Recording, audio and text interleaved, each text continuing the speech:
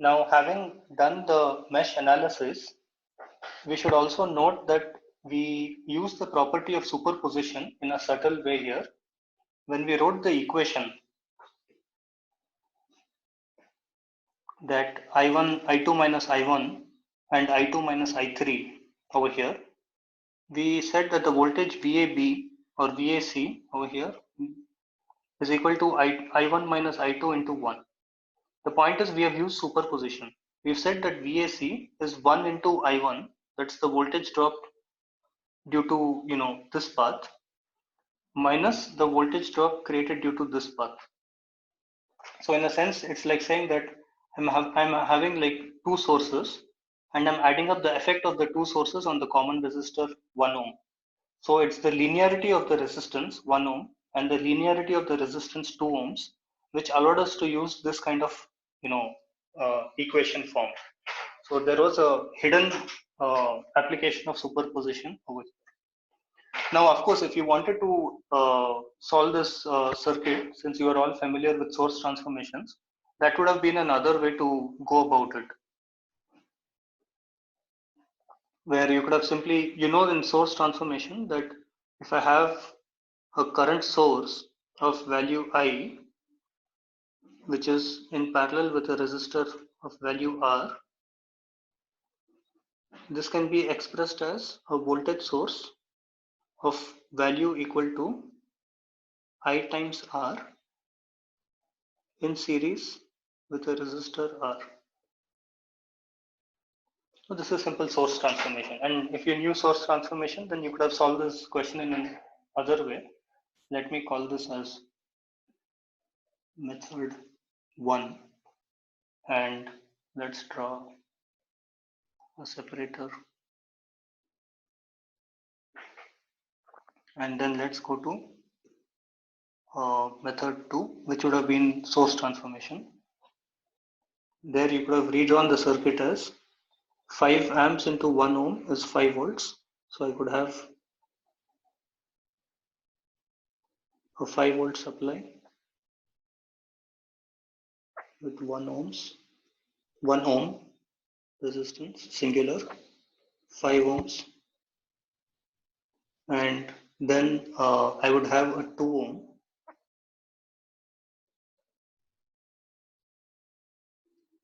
and the voltage would be 4 times 2, 8 volts. But remember, the sign would have been this way,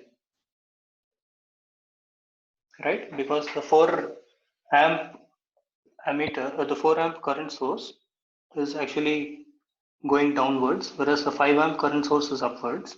So correspondingly, the voltage source over here has a positive and negative terminals reversed. But the fact is that since there is a common terminal here, this is essentially two voltage sources adding up in series, right? So this is 8 volts, the positive is going to the negative of this, and then this is positive. In essence, I could have just added this up and called it as 13 volts. Okay? So the terminal drop, let's call this as A. Oh, let's not use A since we have already given A to something else. So this was supposed to be A and B. Let's call this X and Y. Therefore, Vxy is 13 volts. Okay, because it is 5 volts plus 8 volts.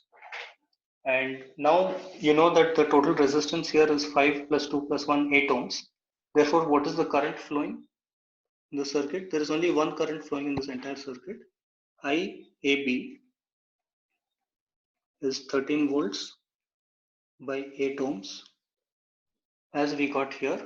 So at least this is consistent, right? So we are able to cross check our answer easily by using two different methods, and that's 1.62 amperes.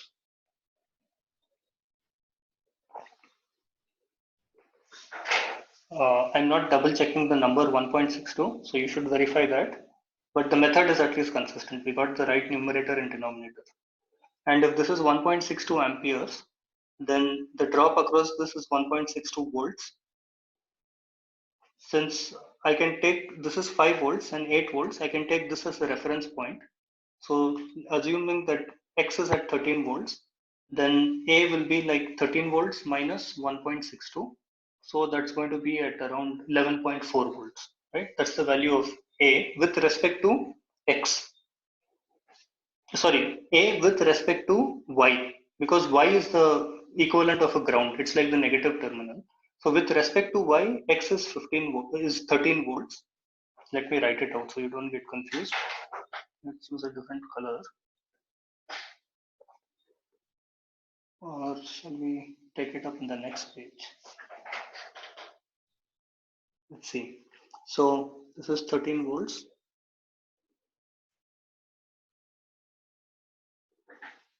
This is 0 volts because this is the reference point. This is 13 volts. A is 13 minus 1.662 because it's 1.62 times 1 ohm is the drop across this resistor. So A is at, let's say, 11.4.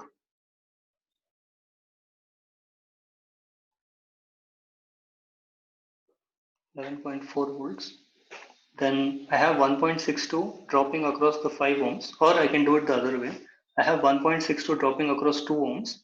So that's going to be 3.24 volts. So B is at 3.24.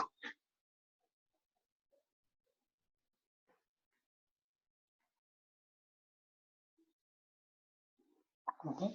So B is at 3.24 volts with respect to Y, because I know that 1.62 amps is the common current flowing in the circuit. So across 2 ohm resistor is 3.24 volts. So since Y is at 0, B is at 3.24, A is at 11.4, and the drop between A and B is going to be, let's see if we got the same value of VAB, 6.2, right? So 3.2 plus 6.2 is not working out. So we have to see if there is some mistake over here.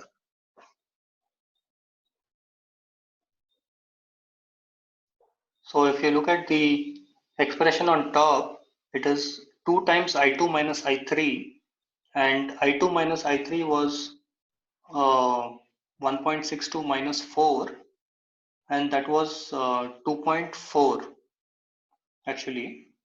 Yeah, so 2.4 times 2 should have been 4.8 volts, not 2.8 volts. I think that was the mistake. Let me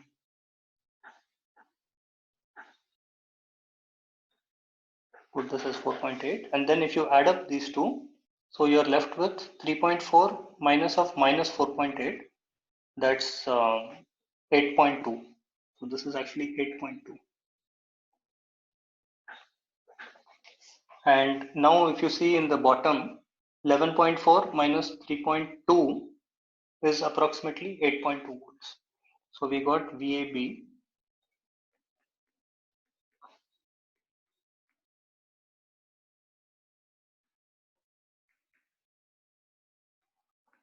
So see, the cross check we did using source transformations helped us figure out the mistake in the previous case as well. Now the other way of doing it, so let's call this as method 2 now, which was quite useful for us. 2, and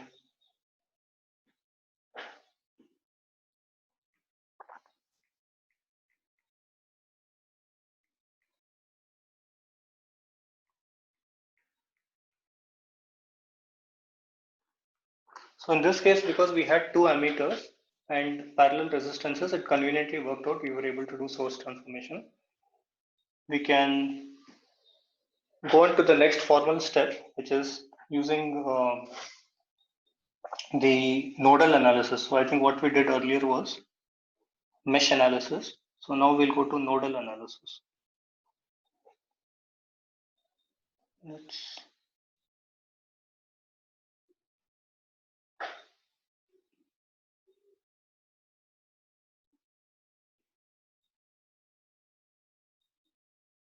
So here's the circuit.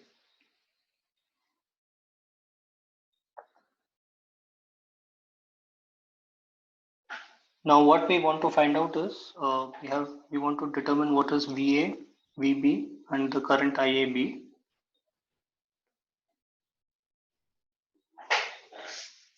So if we were to follow the analysis with respect to the nodes, So let's call it node analysis.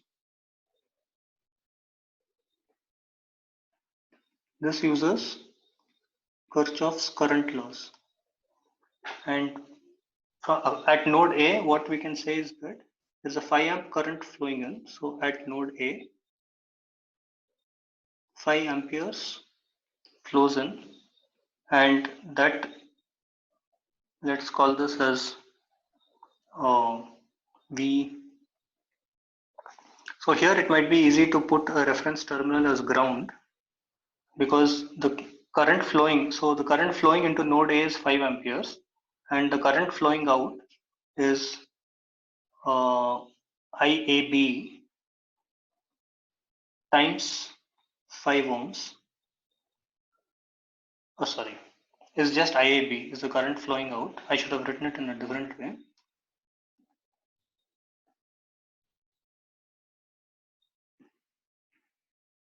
Since I'm equating currents, so what I should have done is, I should have said VAB over 5 ohms plus VAC over 1 ohm. Okay. And if I assume that C is connected to ground because it's a common point, I can eliminate C from this expression. Similarly, the currents flowing into the other terminal, so 4 amps is flowing out of VB. So 4 amperes is equal to current flowing into VB is VA minus VB by 5 ohms. There's a current flowing into terminal B, and the current flowing out of terminal B is 4 amperes.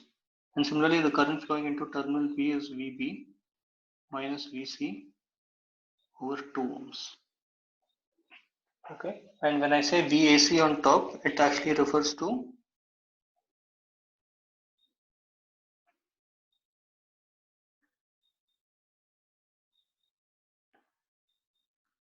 VA minus VB plus VA minus VC over 1 ohm.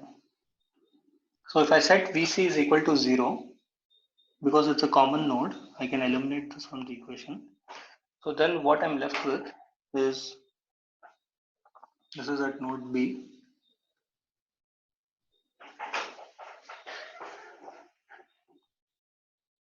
I can rewrite this as VA over 5, and this is VA over 1. So 5 plus 1, 6 VA minus VB is equal to 25. And in the other case, VB over 2 and VB over 5. So I can cross multiply. So I'll say 2 VA minus 2 VB plus 5 VB. So that's plus 3 VB is equal to 40. Let's pause and just make sure we got this right. So these are two simultaneous equations.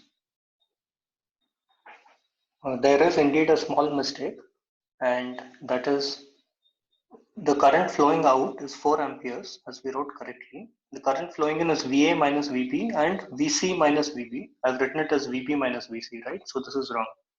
So this should have been minus VB plus VC.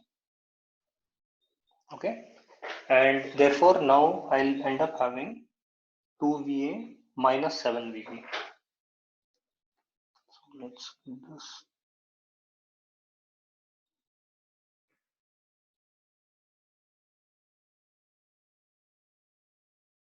Is equal to 40.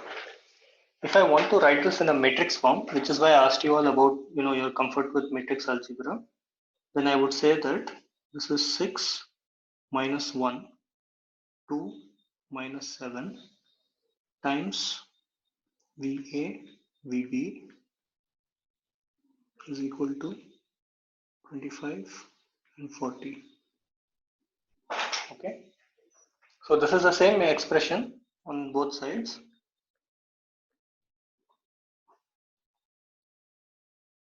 6 times VA. If I multiply this, it's 6 times VA minus VB. 6 VA minus VB is 25, and 2 VA minus 7 VB is equal to 40. So this is matrix multiplication. So if I want to know what's the value of VA and VB, then I have to do 6 minus 1, 2 minus 7 inverse times 25 and 40. That's going to be how much? The inverse of a 2 by 2 matrix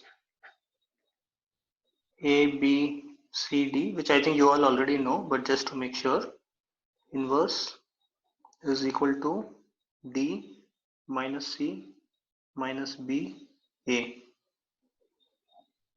We deal a lot with 2 by 2 matrices in network theory, so these are identities we just memorize. And that's going to be minus 7, 1, minus 2, 6.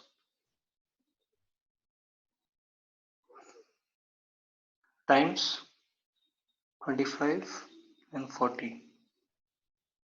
Okay, and that's going to be 25 sevens are 175 and 40, so 135.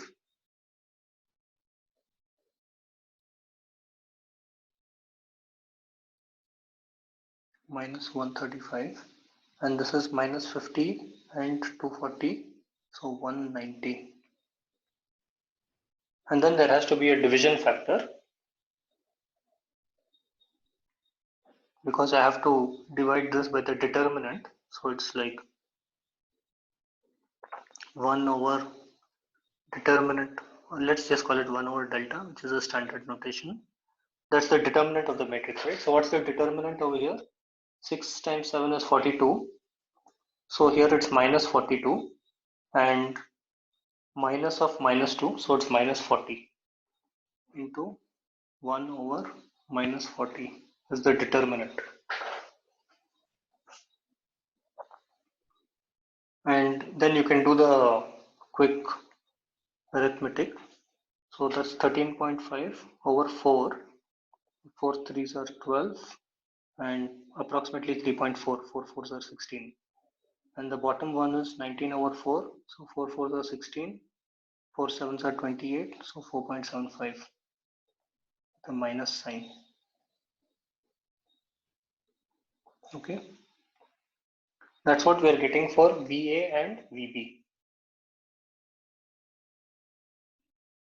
So what is VAB now? Let's use a different color again.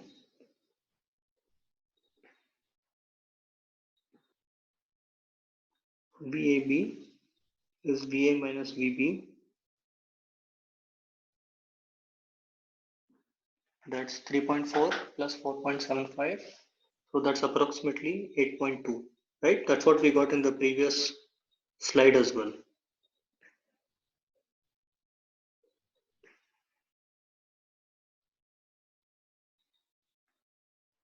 And therefore the current IAB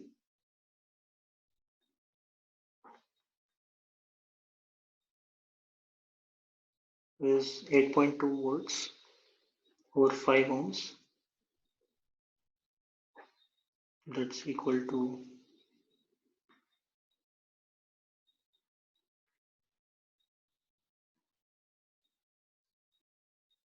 over 5, and that's I think 1.6 amperes. So we've used the third method, which is node analysis. Nodal analysis. In the previous page, we talked about mesh analysis, we used source transformation, and now we've used node analysis. And all these three have given us the same answers. And also through the process, we did some exercises about how to deal with, KCL, KVL, source transformations, how to write equations in terms of matrices, and finding out the voltages by doing inverses. What I'll do next is just give you a problem that you can now try out on your own, and then it can be a homework assignment. So let's consider that there is a network which has 7 ohms.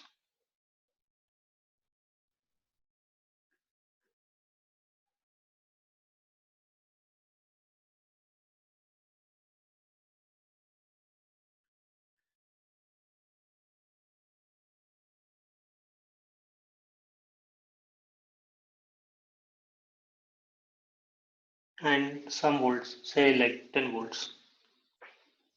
Can we find out what are the potentials at the different regions? So what are the nodes VA? What is the value at node A? And similarly, what are the currents flowing in this circuit? So what is I1? What is, say, what is the current flowing here? I. In the previous case, when I wrote that the matrix equation, I found out what is the value of VA and VB. I said it's 3.4 and 4.75. But I did make this point that VA and VB by itself does not mean anything, because VA is with respect to something, VB is respect to something. And that's what has happened here. When I wrote VA and VB as 3.4 and 4.75, this is actually equal to VAC, and this is actually equal to VBC. But remember, I put C equal to 0 and I eliminated C. That's why I'm able to write VA as 3.4 and VB as minus 4.75. In reality, this actually refers to VAC and VBC. Okay, and we assume C is 0. So this is the independent values of A and B. So let's stop for here. We've now done some, uh, revision of nodal analysis, probably stuff that you've already learned before in IC 160. And with this, we'll then start moving on to some more complicated stuff in the next class. Okay, thank you.